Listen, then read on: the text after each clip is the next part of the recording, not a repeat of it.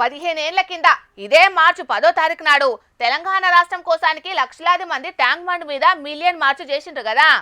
ఇగియాలనేమో ఖాళీగున్న 20,000 police నౌకర్లు భర్తీ చేయాలనే డిమాండ్తోని మిలియన్ మార్చ్ చేద్దామని నిరుద్యోగులు అనుకున్నారు. కాకుంటే పోలీసులు గిట్ల చేసిండ్రు.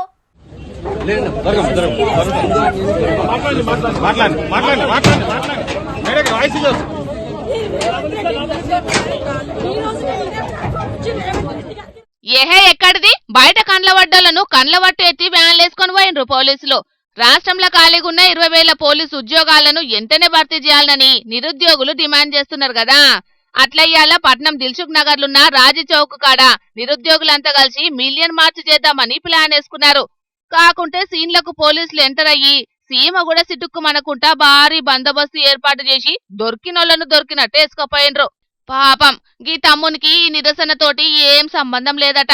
కాకుంటే అదే ఏరియాలో ఉండేటాలకు వ్యాన్లకు ఎక్కించిండ్రని కోపానికి వచ్చింది. ఇట్లా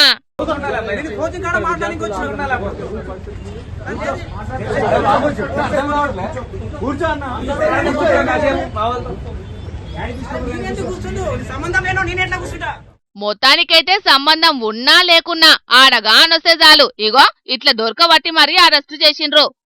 ఈ నిరసన మీద అరెస్ట్ల మీద నిరుద్యోగుల పక్షాన కొట్లాడుతున్న అశోక్ సారు గిట్లా మాట్లాడుకొచ్చిండు.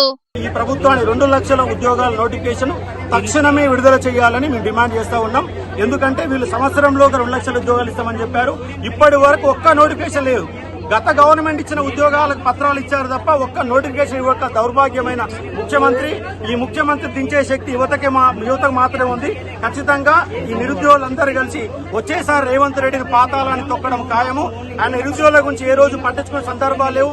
వాళ్ళందరికీ కూడా ఎన్నో రకాల ఆశలు పెట్టి వాళ్ళు అధికారంలో గడ్డనెక్కిన ప్రభుత్వం వాళ్ళ నిరుద్యోగులందరినీ నిండా ముంచిన గవర్నమెంట్. దీని వ్యతిరేకంగా నిరుద్యోగ లేబర్ సంఘం కూడా మా పోరాటాలని కొనసాగిస్తూనే ఉంటాం. అరెస్టులు చేసినంత మాత్రాన ఆగేదే లేదు.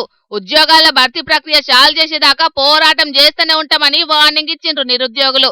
అధికారంలోకి రాకముందు ఏడాదిలోనే 2 లక్షల ఉద్యోగాలు భర్తీ చేస్తామని చెప్పిండ్రు. ఇప్పుడు 2 ఏళ్లు దాటినా ఉద్యోగాల భర్తీ ముచ్చట గురించి పట్టించుకుంటలేరు. అసెంబ్లీ సాక్షిగా ప్రకటించిన జాబ్ క్యాలెండర్ కు అతిగతి లేదు. ఇప్పటికైనా నిరుద్యోగులకు ఇచ్చిన హామీని నిలబెట్టుకోవాలి.